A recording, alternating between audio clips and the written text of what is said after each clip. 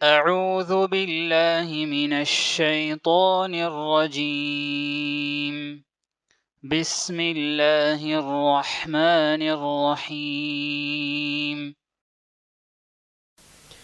السلام عليكم ورحمة الله وبركاته. إن الحمد لله نحمده ونستعينه ونستغفره ونؤمن به ونعوذ بالله من شرور أنفسنا ومن سيئات أعمالنا. من يهده الله فلا مضل له ومن يضلل فلا هادي له. وأشهد أن لا إله إلا الله وحده لا شريك له وأشهد أن محمدا عبده ورسوله. وبعد، فقال الله تبارك وتعالى: لقد كان في قصصهم عبرة لأولي الألباب ما كان حديثا يفترى ولكن تصديق الذي بين يديه وتفصيل كل شيء وهدى ورحمة لقوم يؤمنون. صدق اللہ العظیم. عزیز دوستو، پیارے ساتھیو، ماؤں بہنوں اور خواتین اسلام،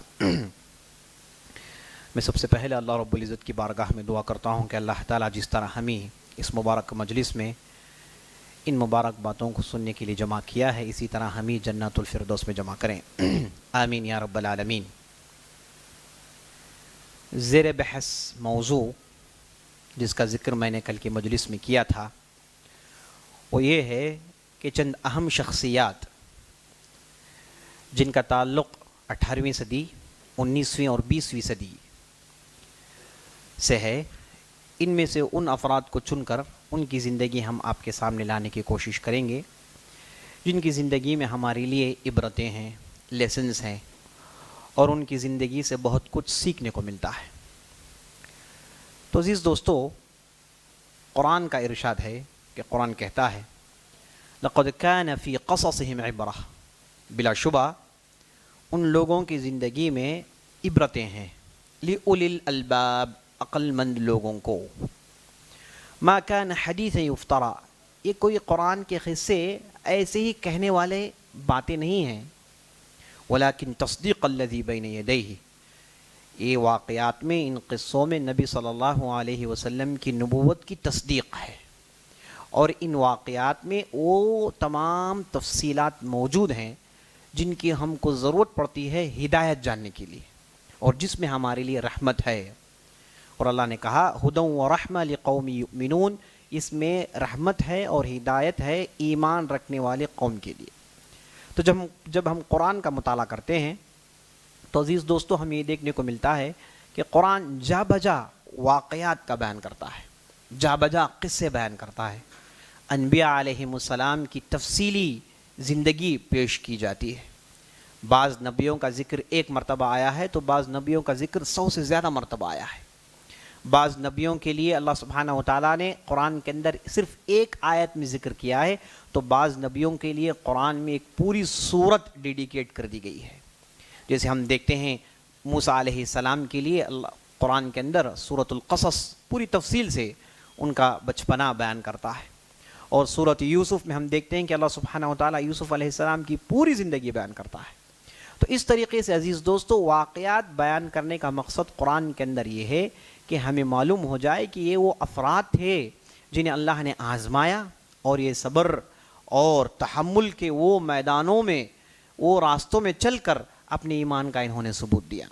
تو ان کے واقعات میں، ان کے قصوں میں ہمارے لیے عبرتیں ہیں. قصہ آپ دیکھیں گے قرآن میں اللہ بیان کرتا ہے، اور اس کے بعد آخر میں ضرور کہے گا کہ لقد كان لكم في قصصهم عبرہ، یہ قصے ہیں جس میں تمہارے لیے عبرتیں ہیں. ابراہیم کا واقعہ بیان ہوگا، پھر یہ کہا جائے گا. موسیٰ کا واقعہ بیان ہوگا، پھر یہ کہا جائے گا. اسی طریقے سے آپ پڑھتے جائیے، قرآن میں جا بجا انبیاء علیہم السلام کے واقعات بیان کیے گئے ہیں. اگر آپ قرآن کو موضوع کے اعتبار سے کلاسیفائی کریں گے، قرآن کو موضوع کے اعتبار سے، سبجیکٹ کے اعتبار سے اسے آپ ڈیوائڈ کریں گے، تو آپ دیکھیں گے کہ قرآن کا ایک حصہ پورے کا پورا عقیدے سے اس کا تعلق ہے. عقیدے کی باتیں ہوتی ہیں، توحید کی بات ہوتی ہے، یوم القیامہ کے تعلق سے قرآن گفتگو کرتا ہے، اور اللہ کا انکار کرنے والے، رسالت کا انکار کرنے والے، رسولوں کا انکار کرنے والے پر قرآن رد کرتا ہے، انہیں دلائل دیتا ہے، ان کے سامنے حق ثابت کرنے کی قرآن جو ہے پوری باتیں پیش کرتا ہے. اور اسی طریقے سے ہم دیکھتے ہیں کہ ایک دوسرا حصہ ہے جس میں صرف احکامات بیان کیے گئے ہیں، مسائل بیان کیے گئے ہیں. وضو کے کیا مسائل ہیں، اور رمضان کے روزوں کے کیا مسائل ہیں، حج کے کیا مسائل ہیں، طلاق کے کیا مسائل ہیں، نکاح کے کیا مسائل ہیں، تو ایک حصہ پورا مسائل کو لے کر تفصیلی گفتگو کرتا ہے، اور ایک حصہ پورا آپ دیکھیں گے کہ اس میں صرف قصے ہیں، اگلوں کے واقعات ہیں. یعنی اس سے آپ کو پتہ چل جائے گا کہ کس حد تک تاریخ کی اہمیت ہے اللہ کی نظر میں، قرآن میں کس حد تک تاریخ کی اہمیت بیان کی گئی ہے. اور اسی طریقے سے ہم دیکھتے ہیں، آپ حدیثوں کی کتابیں لے کر دیکھیے، اب بخاری لے لیجئے تو بخاری میں کتاب الانبیاء ایک مستقل چیپٹر ہے جس میں انبیاء علیہ السلام کے واقعات بیان کیے گئے ہیں. تو اس طریقے سے عزیز دوستو واقعات جاننا، اگلوں کی زندگیاں جاننا، اس میں ہمارے لیے بہت سارے لیسنس ہیں، بہت ساری باتیں سیکھنے کو ہیں. اسی لیے بعض مورخین کہتے ہیں اگر کسی نے اپنی تاریخ بھلا دی، کسی نے اپنے اگلوں کے واقعات بھلا دیے، اس سے پہلے جو لوگ گزرے ہیں ان کے تعلق سے اگر کسی نے جاننے کی کوشش نہیں کی، گویا تو اس کی مثال ایسی ہے، ایسے آدمی کی ہے جس نے اپنے باپ کے نام کو بھلا دیا ہو، جس نے اپنے باپ کے نام کو بھلا دیا ہو. اگر تاریخ لوگ بھول گئے تو قوم کو برباد کرنا آسان ہے. کسی بھی قوم کو برباد کرنا ہے تو اگر اس قوم کو آپ اس کی تاریخ بھلوا دیں گے تو قوم کو آپ نے برباد کر دیا. یہی تو انگریز نے کیا. انگریز نے جب ہندوستان میں اپنی طاقت جمائی تو اس نے سب سے پہلے کیا مسلمانوں کو اپنی نسل سے کاٹ دیا، مسلمانوں کو اپنے تاریخ سے ان کے رشتوں کو کاٹ دیا. دیکھیے ہم میں سے کتنے ایسے ہیں ہم کو نہیں معلوم کہ ہمارے آبا و اجداد کہاں کے ہیں، ہم کہاں سے آئے ہیں، ہماری تاریخ ہے کیا جانتے ہیں ہم. جبکہ آپ یہی معاملہ دوسرے عرب مملکت میں آپ چلے جائیں گے، دیکھیں گے کہ انہیں معلوم ہے کہ ان کے آبا و اجداد کہاں کے ہیں، وہ کہاں سے آئے، ان کی نسل کہاں سے چل رہی ہے، یہ پوری تفصیل وہ جانتے ہیں. لیکن ہمارا معاملہ یہ ہے کہ ہم نہیں جانتے. مثال کے طور پر ہم مدراس میں ہیں، اردو بولتے ہیں، مدراس میں تمل بولنے والے ہوتے ہیں، اردو بولنے والے کہاں سے آ گئے، تاریخ کیا ہے ان کی، کیسے ہم یہاں پہنچ گئے. ہمیں سے بہت سارے عرب ہیں، عرب میں کون سے قبیلے سے ان کا کیا تعلق ہے ہم کو نہیں معلوم. عزیز دوستو ہمارے نسلوں کو انگریز نے کاٹ دیا. جب اس نے کاٹ دیا تو اسے ہم پر طاقت جمانے کے لیے آسانیاں پیدا ہو گئیں اور بڑی آسانی سے اس نے ہمیں دبوچ لیا. تو تاریخ جاننا بہت ضروری ہے، تاریخ جاننا یہ بہت ضروری ہے. اسی لیے آپ دیکھتے ہیں کہ ہم ہمیشہ اسی موضوع پر گفتگو کرتے ہیں اور انہی چیزوں کو سامنے لانے کی کوشش کرتے ہیں، اور ان چیزوں کو سامنے لانے کی کوشش کرتے ہیں جن کا ذکر عام مجالس میں نہیں ہوتا، عام لوگ اسے جانتے نہیں، چونکہ ہم یہ اہمیت جانتے ہیں کہ اس کا جاننا بہت ضروری ہے. آج ہم ہندوستان میں رہتے ہیں لیکن ہمارے لوگوں کے ذہن میں ایک اجنبیت ہے. بہت سارے ایسے مسلمان ہیں وہ سمجھتے ہیں کہ ہندوستان سے ہمارا کوئی تعلق نہیں، ہم تو باہر سے آئے ہوئے لوگ ہیں، ہم یہاں ہیں، اب ہم کو ادھر کھانے پینے کے لیے دال روٹی کا انتظام ہو جائے تو کافی ہے. یہ سوچ رکھنے والے کتنے مسلمان ہیں، وہ صریح یہ سمجھتے ہیں کہ ہم باہر سے آئے ہیں، انہیں نہیں معلوم کہ اس زمین سے ان کا کیا تعلق ہے، نہیں جانتے ہیں. کتنے ایسے مسلمان ہیں اگر آپ ان سے کہیں گے کہ بھائی ہندوستان کی ترقی میں سب سے بڑا حصہ مسلمانوں کا رہا تو آپ کو تعجب سے تاکیں گے. اگر آپ ان سے کہیں گے کہ بھائی ہندوستان کو انگریزوں کے شکنجے سے نکالنے میں مسلمانوں کا بہت بڑا کنٹریبیوشن رہا، آپ کو تاکیں گے، کہیں گے کہ بھائی آپ کیا کہہ رہے ہیں. کیونکہ ان کی جو کتابیں ہیں، ان کے سلیبس میں جو پڑھایا جاتا ہے وہ یہی ہے کہ بھائی یہاں پر فلاں تھے فلاں تھے فلاں تھے بس. اب چنئی کی تاریخ آپ اٹھا کر دیکھ لیں گے تو یہاں پر آپ کو صرف چند مندروں کا ذکر آئے گا کہ بھائی فلاں مندر رہا فلاں مندر. یہاں کے نوابوں کا کیا ذکر جانتے ہیں ہم؟ نہیں جانتے ہے نا. یہاں کس نے حکومت کی، کیسے چنئی میں ترقی ہوئی، اور چنئی میں انگریز کتنے رہے، اور اس سے پہلے مسلمان کیسے رہے، یہاں کے علماء کون تھے. بڑے بڑے علماء گزرے ہیں چنئی میں، بڑے بڑے کارنامے ہوئے ہیں، بڑے بڑے ہستیاں یہاں سے گزری ہیں، لیکن ہم نہیں جانتے، تاریخ سے بالکل کٹ گئے. اور اب ہمارا معاملہ یہ ہے کہ اگر کسی نے آپ کو کہا کہ بھائی آپ کا جو ہے تمل ناڈو سے کوئی تعلق نہیں، تو ہم اسے ماننے کے لیے بالکل تیار ہو جائیں گے، کیونکہ وہ دیکھتے ہیں کہ بھائی ہماری زبان ان کی زبان سے الگ ہے، ہماری تہذیب ان کی تہذیب سے الگ ہے، اور اپنے آپ کو کاٹنے کے لیے بڑی آسانی سے تیار ہو جائیں گے. عزیز دوستو اس کی وجہ یہ ہے کہ ہم اپنی تاریخ نہیں جانتے. اشد ضرورت ہے کہ ہم اپنی تاریخ جانیں، اور افسوس کہ اس موضوع پر گفتگو کرنے والے تقریباً ناپید ہیں. آپ مسائل تو سنیں گے، آپ فضائل کی باتیں تو سنتے رہتے ہیں، مسائل تو سنتے رہتے ہیں، فلاں مسئلے کا کیا حکم ہے، فلاں چیز کو کیسے رکھنا ہے، روزہ کب ٹوٹتا ہے، وضو کب ٹوٹتا ہے نا، حج کیسے کرنا ہے، رمضان کے مسائل، یہ تو آپ سنتے رہتے ہیں. اکثر علماء اس پر گفتگو کرتے رہتے ہیں. لیکن میں یہ جاننا چاہتا ہوں کہ یہ تاریخ کا جو سلسلہ ٹوٹ گیا ہے، ہم لوگوں نے اپنے آبا و اجداد کو بھلا دیا ہے، اسے یاد دہانی کے لیے کہاں ہے کوششیں ہماری، کہاں ہے تاریخ ہماری؟ افسوس در افسوس کہ ہم اپنی تاریخ کو بھلا چکے ہیں۔ تو عزیز دوستو، میں جیسے آپ کو بتا رہا ہوں کہ میری کوشش ہمیشہ یہ ہوتی ہے کہ تاریخ کے واقعات اور وہ افراد آپ کے سامنے لے کر آؤں جن کا جاننا ضروری ہے، اور یہ میں چاہتا ہوں کہ یہ ریکارڈ بھی ہو جائے تاکہ آنے والے نسلوں کو یہ فائدہ ہو۔ افسوس کہ آج کے سلیبس میں ان باتوں کو رکھا نہیں گیا ہے۔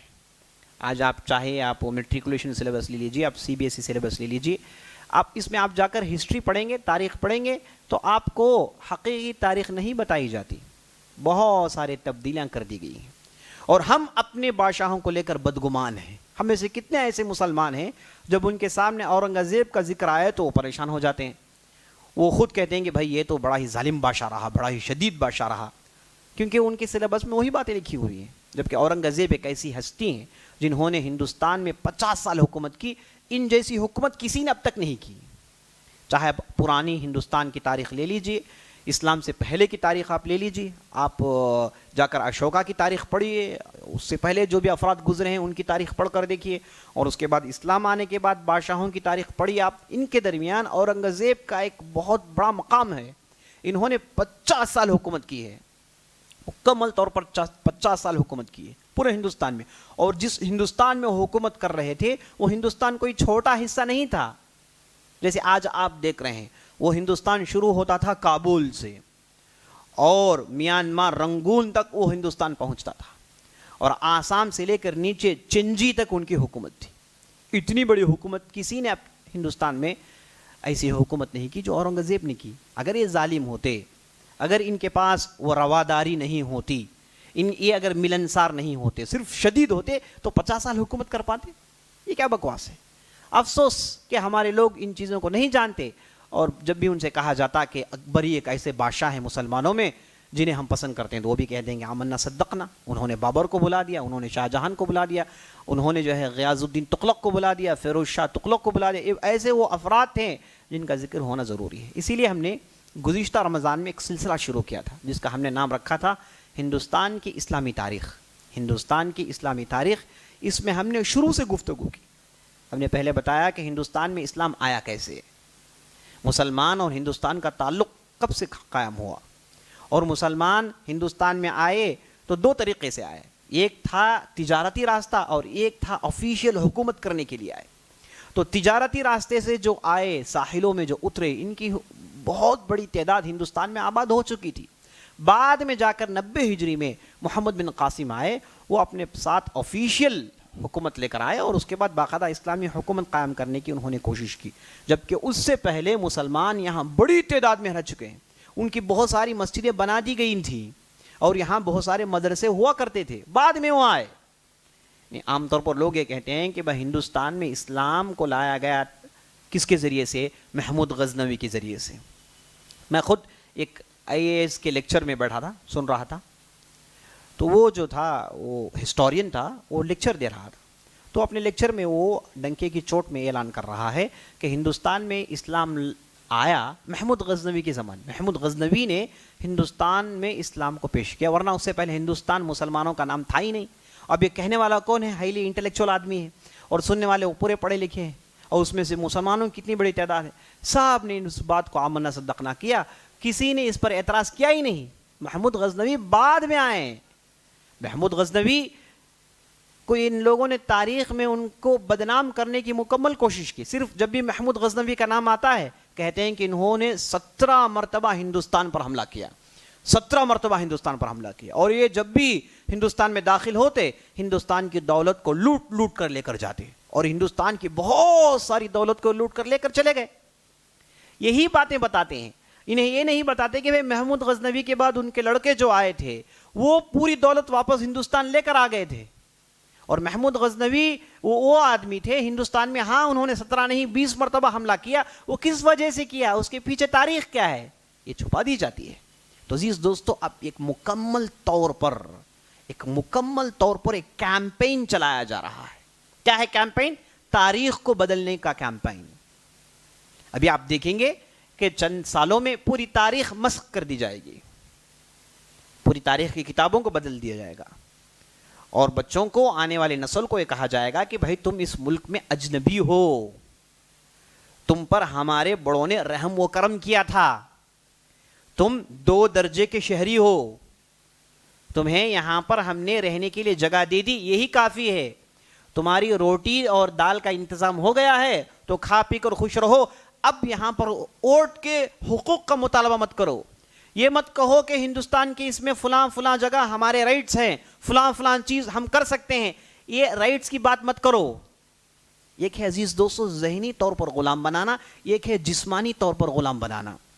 آدمی کو آپ جسمانی طور پر غلام بنائیں گے، ایک نہ ایک دن وہ رہا ہو جائے گا، لیکن اگر آپ ذہنی طور پر کسی کو غلام بنا دیں گے، نسل در نسل وہ غلامی رہے گا، نسل در نسل وہ غلامی رہے گا، اسے سوچنے میں بھی یہ بات نہیں آئے گی کہ میں رہا بھی ہو سکتا ہوں، میں فری بھی ہو سکتا ہوں، یہ سوچ بھی اس کی نہیں آئے گی۔ یاد رکھ لیجیے، اس حد تک آدمی غلامی کے اس دلدل میں پھنس جاتا ہے۔ اسی لیے ضرورت اس بات کی ہے کہ ہم اپنی تاریخ کو باقی رکھیں، اپنی تاریخ آنے والے نسلوں کو سنائیں۔ آپ اس امید میں مت رہیں کہ آپ کے اسکولز میں یہ سلیبس میں ہوگا، نہیں، آپ کو بچوں کو ایسے تیار کرنا ہے کہ دیکھیں بھائی آپ کے خلاف ایک کیمپین چل رہا ہے، اس کے خلاف تمہیں اٹھ کر کھڑا ہونا ہے، یہ تربیت کرنی ہے۔ اب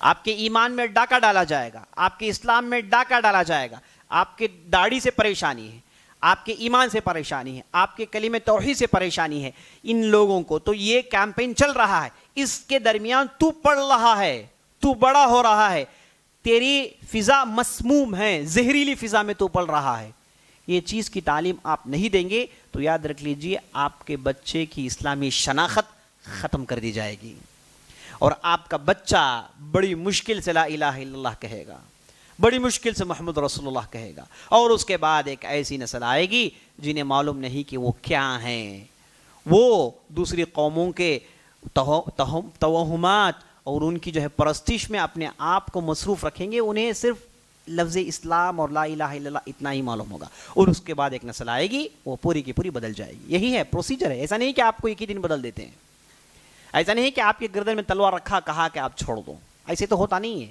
عقیدوں کو ایسے بدلا نہیں جاتا، عقیدوں کو بدلا جاتا ہے کئی لیئرز میں، کئی لیئرز میں بدلایا جاتا ہے۔ پہلے فلاں فلاں چیزوں کو ذہن میں ڈالا جاتا ہے، پہلے ذہن کی غلامی اسے عام کیا جاتا ہے، اور اس کے بعد طور و طریقوں کو بدلایا جاتا ہے، آپ کے آئیڈینٹیفیکیشن کو بدلا جاتا ہے، اور اس کے بعد آپ خود کہیں گے کہ بھائی اس سے ہمارا کوئی تعلق نہیں، یہاں تک آپ کو مجبور کر دیا جائے گا، اور اس کے بعد آپ کو کہیں کا نہیں چھوڑا جائے گا، اس کے بعد آپ کو مارنا، آپ کو پیسنا بہت آسان ہو جائے گا۔ یہی کچھ کیا ان لوگوں نے اندلس کے اندر۔ اندلس کی تاریخ ہمارے سامنے بہت بڑی مثال ہے، آپ جا کے تاریخ دیکھیں کہ کیسے انہوں نے کن لیئرز میں، کیسے کیسے سٹیجز میں مسلمانوں کو انہوں نے اسلام سے دور کر دیا، اور ایک ایسی نسل آئی انہیں نہیں معلوم کہ وہ کون ہیں، اور بعض لوگ ایسے آئے جو انہیں نہیں معلوم کہ ان کا کیا مذہب ہے، لیکن اپنی پڑھائی سے، اپنی محنت سے بہت آگے بڑھ گئے۔ جیسے امریکہ کا جو پریزیڈنٹ تھا جس کا نام ابراہم لنکن، آپ اس کے بارے میں جا کر پڑھ کر دیکھیے کہ وہ کرسچن نہیں تھا، اس کا آپ اس کی لینیج جب ٹریس کریں گے تو معلوم ہوتا ہے کہ یہ اصل میں یہ خاندانی مسلمان عرب تھا یہ اندلس کے اندر، اس کے بعد یہ امریکہ چلا گیا تھا، اور اس کے بعد نسل ختم۔ کتنے ایسے ہیں، کتنے ایسے ہیں، آپ تاریخ اٹھا کر دیکھیے۔ عزیز دوستو ایسے حالات پر مجبور کر دیے جاتے ہیں، اسی لیے اگر ہم نے اپنے تعلقات سب سے پہلے دین سے درست نہیں کیے اور ہم نے اپنی تاریخ نہیں جانی تو ہم کہیں کے نہیں رہیں گے، کہیں کے نہیں رہیں گے، اور ہم سمجھیے کہ ایسا ایک لقمہ ہے جسے بڑے آسانی سے نگل لیا جائے گا۔ اللہ حفاظت فرمائے۔ تو عزیز دوستو میں اسی چیزوں کو مد نظر رکھتے ہوئے ان چیزوں کو آپ کے سامنے لانے کی کوشش کرتا ہوں۔ تو ہم نے گزشتہ سال ہندوستان کی اسلامی تاریخ کے نام سے شروع سے ہم دیکھتے آ رہے تھے کہ اسلام کیسے ہندوستان میں آیا، اور اس کے بعد کیسے بادشاہت قائم ہوئی، اور کون سی نسلیں یہاں پر حکومت کی۔ تو ہماری بات رکی تھی اورنگزیب پر، ہم اورنگزیب تک پہنچ چکے تھے۔ اورنگزیب تک ہم نے دیکھ لیا تھا کہ کون سے اہم بادشاہ ہیں اور کیا کیا ان کی خوبیاں تھیں، پوری بات دیکھ لی تھی۔ اب ہم دیکھنا چاہتے ہیں کہ اورنگزیب کے بعد کیا ہوا۔ عزیز دوستو مغلیہ ایسی سلطنت ہے، جب انہوں نے ہندوستان میں اپنی حکومت قائم کر لی تھی تو ہندوستان دنیا میں نمبر 1 ملک تھا، دنیا میں ہندوستان نمبر 1 ملک تھا. ہندوستان میں جتنی انڈسٹریز تھے, ہندوستان میں جتنے مینوفیکچرنگ یونٹس تھے, ہندوستان میں جتنی ترقی تھی, ساری دنیا میں کہیں ایسی نہیں تھی. اسی لیے آپ دیکھتے ہیں کہ ہندوستان میں اتنی بڑی تعداد ہے. ہندوستان میں یہ پاپولیشن کی اتنی بڑی تعداد کیسے ہے؟ کیا آپ سمجھتے ہیں کہ یہاں کے لوگوں نے 12 بچے 25 بچے جنے؟ ایسا تو نہیں ہے. کہاں بتائیے مثال؟ ایسا تو ہے ہی نہیں. لیکن یہ تعداد اتنی زیادہ کیسے ہے؟ 120 کروڑ ہم کیسے ہو گئے؟ عزیز دوستو, ایک زمانہ ایسا تھا کہ یہاں پر بڑا چین و سکون کا ماحول تھا, یہاں ترقی تھی, یہاں کی زمین سونا اگلنے والی زمین ہے, بڑی زبردست ملک ہوا کرتا تھا, اور بہترین انتظامات تھے, امن تھا, مغلیہ دور تھا, امن تھا, لوگ بڑی دور سے آتے, بڑے آسانی سے تجارت کرتے تھے. تو اس لیے ہندوستان ترقی کر پایا, اتنی دور تک ہندوستان پہنچ پایا, ہے نا. اتنا آسان نہیں تھا. تو اس لیے عزیز دوستو لوگ آئے, بڑی تعداد میں ہجرت کر کے ہندوستان میں آ کے سیٹل ہو گئے. یہاں پر آپ کو عرب بھی نظر آئیں گے, ایرانی بھی نظر آئیں گے, تورانی بھی نظر آئیں گے, ترک بھی نظر آئیں گے, فلاں جتنی بھی نسلیں دنیا کی ہیں, سب نسلوں میں ایک بڑا حساب ہندوستان میں دیکھیں گے انہیں. وجہ یہ کہ یہاں اتنا امن ہوا کرتا تھا, لوگ بڑی تعداد میں یہاں پر آ کر جمع ہو گئے. تو کیسے اتنا امن تھا عزیز دوستو؟ کیونکہ اس وقت کی حکومت ویسی تھی. تو مغلیہ سلطنت عزیز دوستو 350 سال ہندوستان میں ان کی حکومت رہی. اس میں آپ شروع کے 200 سال, جس میں آپ بابر سے لے کے اورنگزیب تک کا دور آپ دیکھ لیجئے, ایک دم سنہرا دور, ایک دم گولڈن پیریڈ ہندوستان کے لیے. اس دور میں ہندوستان میں تعلیم عام ہوا, اس دور میں ہندوستان ساری دنیا میں چمکا, ساری دنیا کے لوگ ہندوستان کو جاننا شروع کر چکے تھے. اور اس کے بعد جو 150 سال کا دور آیا, دھیرے دھیرے یہ تنزل کا شکار ہو گئے. تو اورنگزیب تک آپ نے سن لیا. آپ نہیں سنے ہیں تو جائیں غور سے سنیں, ان ویڈیوز کو آپ دیکھیں اور دوسروں سے شیئر کریں. یہ ہماری تاریخ ہے, ہم کو جاننا ضروری ہے, اشد ضروری ہے. تو اورنگزیب تک ہماری بات رکی تھی, اور بعد میں ہم یہ کہہ کر بات اپنی روک لیے تھے گزشتہ سال کے آنے والے رمضان میں, آنے والے جب بھی موقع ملے گا تو یہ تاریخ کو ہم یہاں سے مکمل کریں گے. تو اورنگزیب کے بعد عزیز دوستو بہت سارے بادشاہ آئے, لیکن کوئی بھی قابل ذکر نہیں. یعنی کل ملا کے 30 بادشاہ تھے مغلیہ سلطنت کے, اس میں شروع کے 7 نکال دیں گے آپ تو بقیہ جو 20-22 بادشاہ تھے, اس میں سے کوئی قابل نہیں تھا. اورنگزیب کے بعد مغلیہ سلطنت ٹوٹنا شروع ہو گئی تھی. اور کیوں برباد ہو گئی مغلیہ سلطنت, کیوں برباد ہو گئی, یہ بھی ہمیں جاننا بہت ضروری ہے, کیونکہ اس میں ہمارے لیے عبرتیں ہیں, اس میں ہمارے لیے لیسنس ہیں. یاد رکھ لیجئے, برباد ہونے کی بنیادی وجہ عیش پرستی. اورنگزیب کے بعد جتنے بھی بادشاہ آئے سب عیش و آرام پسند تھے, تعیش پسندی تھی. انہیں صرف وہ محل کا نشہ تھا, وہ بادشاہی کا نشہ تھا. انہیں میدان میں اتر کے کام کرنا آتا نہیں تھا, جیسے ان کے آبا و اجداد نے کیا ویسے انہیں آتا نہیں تھا. یہ تو محلات میں رہتے تھے, ان کے لیے ہر وہ ساز و سامان, آسائش کے پورے سامان موجود تھے. انہیں نہیں معلوم تھا کہ دقت کیا ہے, مشکل کیا ہے. تو بڑی آسانی سے انگریزوں نے انہیں اپنے شکنجے میں دبوچ لیا. تو یہ عیش پرستی تھی جنہیں برباد کر رکھ دی, ہے نا. ایسے بادشاہ ہے, وہ جب بھی کسی بھی دسترخوان میں بیٹھتے تو دسترخوان میں 70 ڈشز کا ہونا ضروری ہے, ورنہ بادشاہ اس دسترخوان میں نہیں بیٹھے گا. 70 ڈشز ہوں, ہے نا. آج کا میں نہیں سمجھتا کہ کتنا بھی بڑا بادشاہ ہو یہ حرکت کر سکتا ہے. 70 ڈشز ہوں, وہ چاہے آپ دوپہر کا ہو, ڈنر ہو کہ لنچ ہو, جب بھی بادشاہ دسترخوان میں بیٹھے 70 ڈشز کا ہونا ضروری ہے. اب اس میں سے یہ تھوڑا ادھر ادھر کھاتا اور باقی سب ضائع. یعنی آپ تصور کریں کہ معاملہ کہاں پہنچ گیا تھا, ہے نا. بادشاہ کے کچن میں ایسے ایکسپرٹس تھے جو کھانوں میں ریسرچ کرتے تھے کہ کھانے, بعض لوگ بہت خوش ہو رہے ہیں, ہے نا, آہا یہ ہم کبھی موقع نہیں ملا, ہے نا. ہرگز خوش مت ہوئیں, کیونکہ یہی ان کی بربادی کا سامان تھا, ہے نا. ریسرچ, کھانوں میں ریسرچ, کون سا کھانا کون سے موسم میں کون سا مزیدار ہوگا, اس پر ریسرچ. یہی لوگوں نے بریانی بنائی تھی جسے آج تک لوگ کھا رہے ہیں, ہے نا. اور یہی لوگوں نے فرنی بنائی تھی, کھیر جو آپ کھاتے ہیں, یہ سب انہی کی پیشکش ہے, ورنہ یہاں کے لوگ نہیں جانتے کھانے. تو عزیز دوستو, بادشاہ کے کچن میں کھانوں میں ریسرچ کرنے والے موجود ہوتے تھے. آپ تصور کریں کہ کہاں تک معاملہ چلا گیا تھا. اور جب شاہ جہان نے جب تاج محل بنا تو اس میں کروڑہا پیسے لگائے صرف بطور نشانی. یعنی یہ کام کون سا بادشاہ کر سکتا ہے؟ جب اس کے رعایا چین و سکون میں ہو, وہی کر سکتا ہے نا. ہر آدمی نہیں کر سکتا. اگر رعایا میں پبلک میں لڑائی ہو تو ایسے کام نہیں کر سکتا بادشاہ. تو امن کا دور تھا. یہ بہت بڑی دلیل ہے یہ جاننے کے لیے کہ دور بڑا ہی امن کا تھا. تو یہ عیش و آرام ہو گئے تھے, اس لیے بربادی. نمبر دو بربادی کا عزیز دوستو یہ کہ ان کے اندر بغاوتیں زیادہ ہو گئیں. سب سے پہلے مراٹھا ایسے لوگ تھے جنہوں نے مغلیہ سلطنت کے ناک میں دم کر رکھا تھا. مغلیہ سلطنت کو عزیز دوستو توڑنے میں مراٹھوں کا بہت بڑا ہاتھ ہے. یہ مراٹھا جو تھے یہ ہمیشہ پریشان کرتے تھے, بغاوتیں. اسی طریقے سے سکھ اس وقت تک طاقت میں آ چکے تھے. یہ مراٹھا اور سکھ, اور اندر سے ایک دشمن جو اس وقت تک ان کا دوست تھا اور وہ تھا انگریز.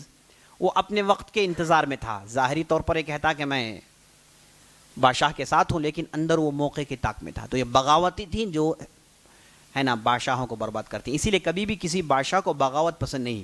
اگر اسے معلوم ہو جائے کہ کہیں بغاوت ہو رہا ہے تو فوراً اسے وہ کچلنے کی کوشش کرتا ہے. تاریخ ہم کو یہی بتاتی ہے. اور نمبر 3 ان کی بربادی کی وجہ ہے, ان کے اندر آپس میں زیادہ جھگڑے شروع ہو گئے منسٹرز کے درمیان کہ تو ایرانی ہے, میں عربی و نسل ہوں, تو تورانی ہے, تو ہندوستانی ہے, میری زبان فلاں ہے, تیری زبان فلاں ہے. یہ چیز آ گئی تھی. تو زبانوں کی عصبیت, نسلوں کی عصبیت. یہ اورنگزیب جب تک تھے ان چیزوں کو انہوں نے جگہ نہیں دی. وہ جانے کے بعد یہ چیز عام ہو گئی کہ زبانی عصبیت. عزیز دوستو یہ زبانی عصبیت برباد کر کر رکھ دیتی ہے. اسلام نے کسی زبان کو پروموٹ نہیں کیا سوائے عربی کے, کیونکہ عربی زبان میں اللہ کا کلام ہے. عربی زبان میں اللہ کے رسول صلی اللہ علیہ وسلم کے احادیث ہیں. عربی زبان یہ ہمارے ایمان کا حصہ ہے. اس کے علاوہ جتنی بھی زبانیں ہیں سب اللہ کی زبان ہیں. کوئی بھی آدمی کسی بھی زبان بولنے کی وجہ سے دوسرے آدمی پر فوقیت نہیں رکھتا. میری زبان فلان ہے, تمہاری زبان فلاں ہے, میں تجھ سے بہتر ہوں, ایسا ہوتا نہیں ہے. اسلام ایسی چیز کو انٹرٹین نہیں کرتا. اسلام لوگوں کی زبانوں اور لوگوں کے رنگوں کو نہیں دیکھتا. یہ نسل پرستی اسلام میں نہیں ہے. یہ طبقاتی نظام اسلام میں نہیں ہے نا. اگر آج بھی کوئی آدمی ہوائی آئی لینڈ میں ہے, وہ اگر لا الہ الا اللہ محمد رسول اللہ کہتا ہے تو وہ ہمارا بھائی ہے. یہی ہم کو اسلام سکھاتا ہے. یہ عالمی بھائی چارگی جو اسلام سکھاتا ہے. عزیز دوستو یہی وجہ اسلام کی ترقی کی. لیکن افسوس کہ آج ہمارے مسلمان ان چیزوں کو سمجھ نہیں پا رہے. اس کی وجہ یہ کہ تاریخ نہیں جانتے. اگر انہیں بتایا جائے کہ بھائی دیکھو یہ جھگڑوں میں مت پڑو, یہی جھگڑے ہیں جو اس سے پہلے والوں کو برباد کر کر رکھ دیے. مغلیہ سلطنت برباد ہونے کی وجہ اس کے پیچھے یہی ہے, آپس میں زبانی عصبیت, زبانی جھگڑے. میں ایرانی بولنے والا ہوں, تم عربی بولنے والے ہو. میں ہندی بولتا ہوں, تم فارسی بولتے ہو. میری زبان اردو ہے, فلاں کی زبان فلاں ہے. یہ جب عہدے میں آتا کسی دوسرے کو آنے نہیں دیتا. یہ جب کسی جگہ پہنچ جاتا تو اپنی پوری دشمنی دکھاتا, فلاں سے انتقام لیتا. تو ایسے کام کریں گے تو ترقی کرنے کی یہی ممکن نہیں ہے. پنپنے کی باتیں نہیں ہیں. زمانے میں یہ پنپنے کی باتیں نہیں ہیں. تو یہ تیسری چیز تھی جو ان کے اندر بہت ہی خطرناک انداز تک حد تک پہنچ گئی تھی. اور چوتھی چیز عزیز دوستو, اس وقت کے جو علماء اور صلحاء جو تھے, جو علماء اس وقت کے جو تھے, انہوں نے صرف اپنے مسجد میں بیٹھ کر درس دینے سے انہوں نے اپنے آپ کو روک لیا. میدان میں نہیں اترے, ہے نا, میدان میں نہیں اترے, پبلک میں داخل نہیں ہوئے, پبلک کی اصلاح نہیں کیے. ان کے اندر جو غلط چیزیں رائج ہو گئی تھیں اور اسلام سے دوری, دین سے دوری جو عام ہو چکی تھی, اس کے لیے اس وقت کے علماء نے زیادہ محنت نہیں کی, اور اس وجہ سے مغلیہ سلطنت نیچے گر پڑی. اور معاملہ یہاں تک آ گیا کہ ان کے درمیان ایک بادشاہ آیا, مغلیہ بادشاہ, اس کا نام تھا محمد رنگیلا. نام بھی لوگوں نے رنگیلا رکھ دیا, ہے نا.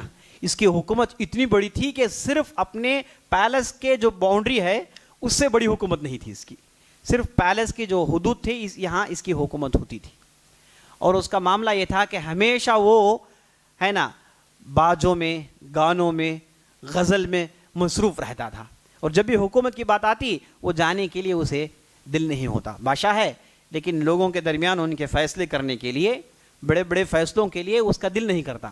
تو اندر سے غزل گانے والی عورتیں دھکا دے کے بادشاہ سے کہتی ہیں کہ اب جاؤ, تھوڑی دیر کے لیے بیٹھ کے واپس آ جاؤ. تو بادشاہ بڑی مشکل سے جاتا اور پھر واپس آتا. یہ بادشاہ کی حالت ہے. یعنی کہاں بابر, کہاں اکبر, کہاں اورنگزیب, اور ایک کہاں یہ فرتوت, ہے نا, جس نے برباد کر کر رکھ دیا. اور ان کے درمیان ایک بادشاہ جس کا نام تھا کام بخش. یہ جو مغلیہ بادشاہ تھے ان کی بھی حکومت ان کے پیلس سے باہر نہیں تھی, اور یہ باقاعدہ انگریز کے پاس وظیفہ, یعنی سیلریڈ ہو گئے تھے. انگریز انہیں سیلری دیتا تھا اور کہتا تھا کہ تم اس پیلس میں رہ جاؤ, باہر کی مت سوچو. اب یہ جو انگریز کی جو سیلری تھی وہ کہاں سے بس آئے گی بھائی؟ ان کے عیش و آرام تو کچھ اور ہیں, ان کی زندگی تو کچھ اور ہے.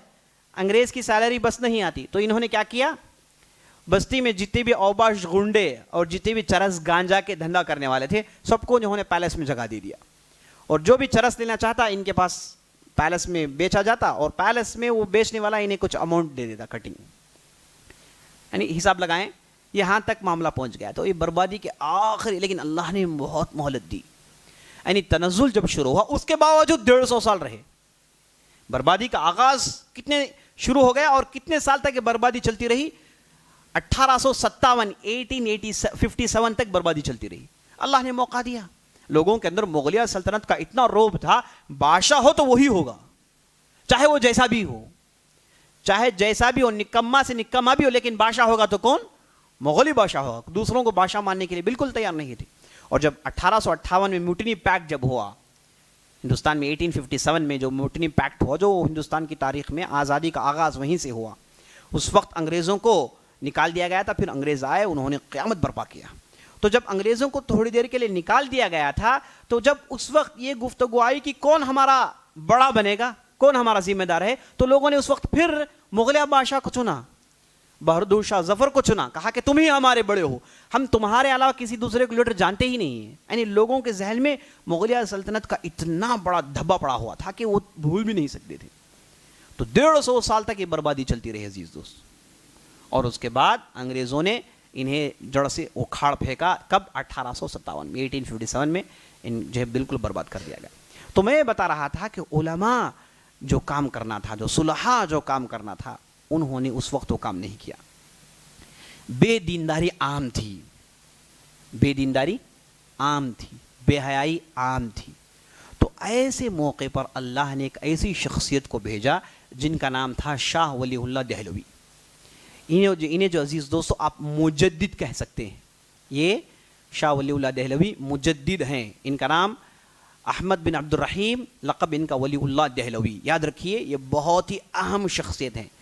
یہ اورنگزیب کے مرنے سے 4 سال پہلے پیدا ہوئے, اور یہ پورا زمانہ دیکھیے جب یہ پورا مغلیہ سلطنت ڈوب رہا تھا. تو اس وقت انہوں نے اگر نہیں پکڑا ہوتا, یاد رکھ لیجئے, یہ نام بھی یاد رکھیے اور اس بات کو بھی یاد رکھیے, اگر اس وقت یہ ڈوبتی ہوئی کشتی کو اگر انہوں نے نہیں پکڑا ہوتا تو عزیز دوستو آج ہم اور آپ ادھر بیٹھ کر لا الہ الا اللہ محمد رسول اللہ دین کی گفتگو, مسائل پر گفتگو نہیں کر رہے ہوتے. تو نازک وقت میں آگے بڑھے اور انہوں نے ہندوستان کے یہ دینی مسائل کو تھاما.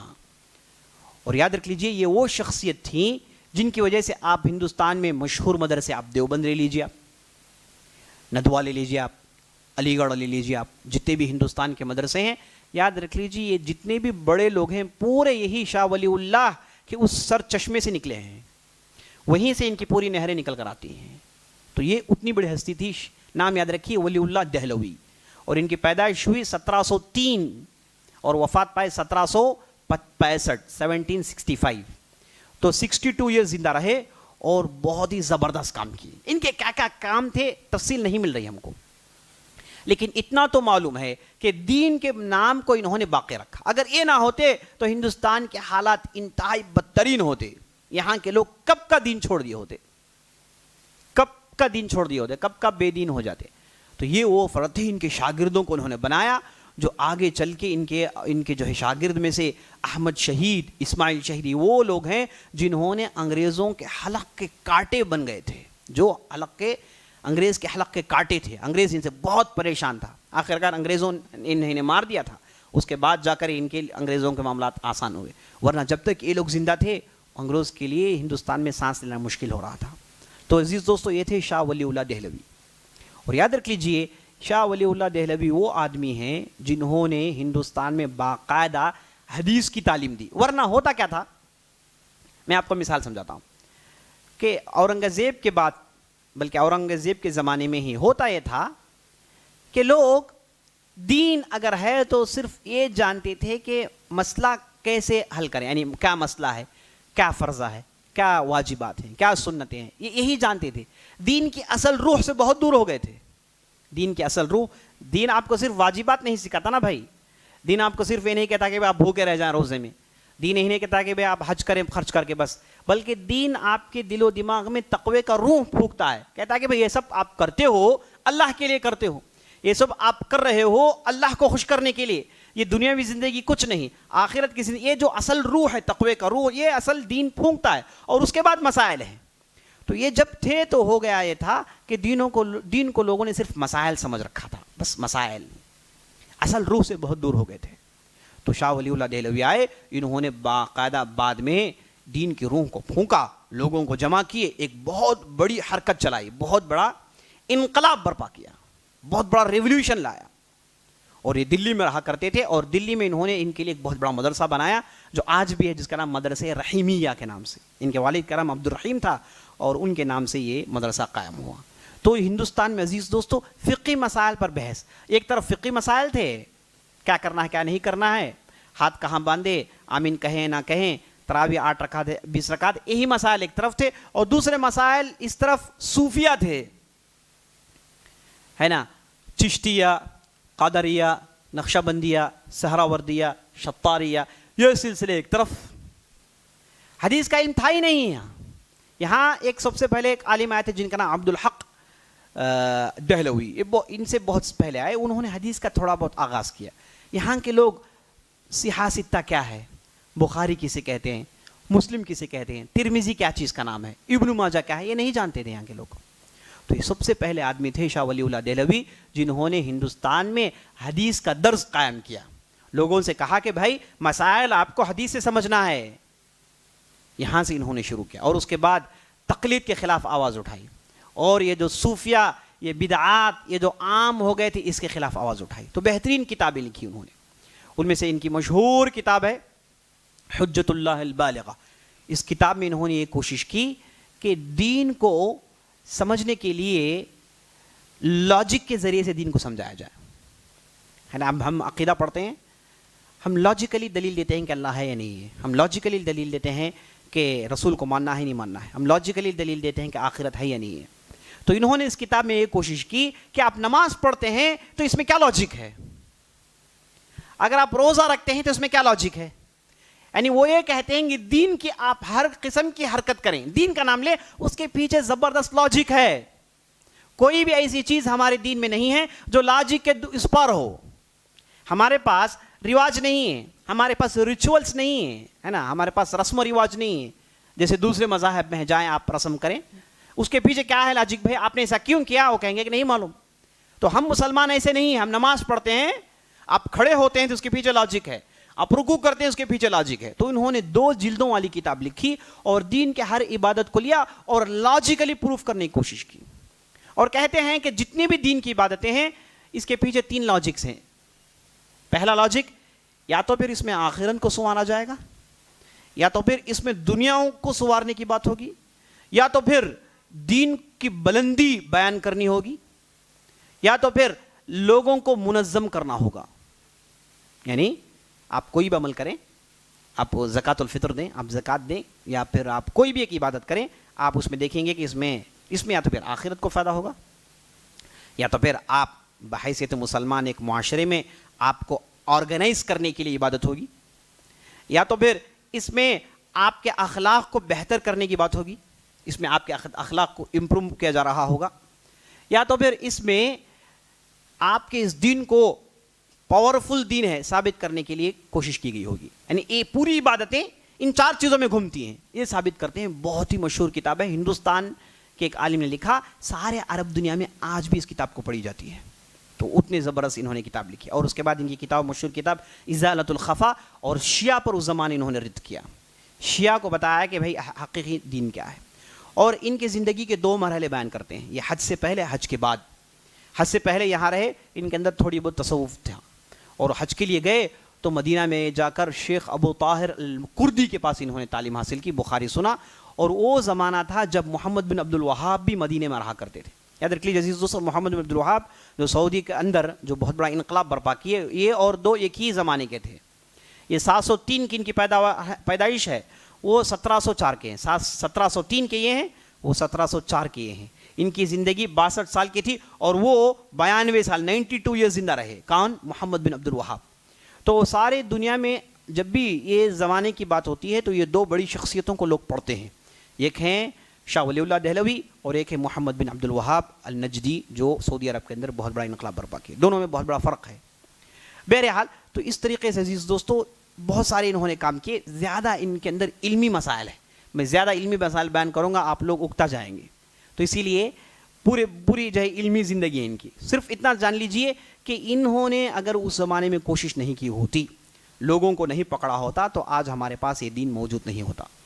تو ان کا اتنا بڑا کارنامہ تھا عزیز دوستو.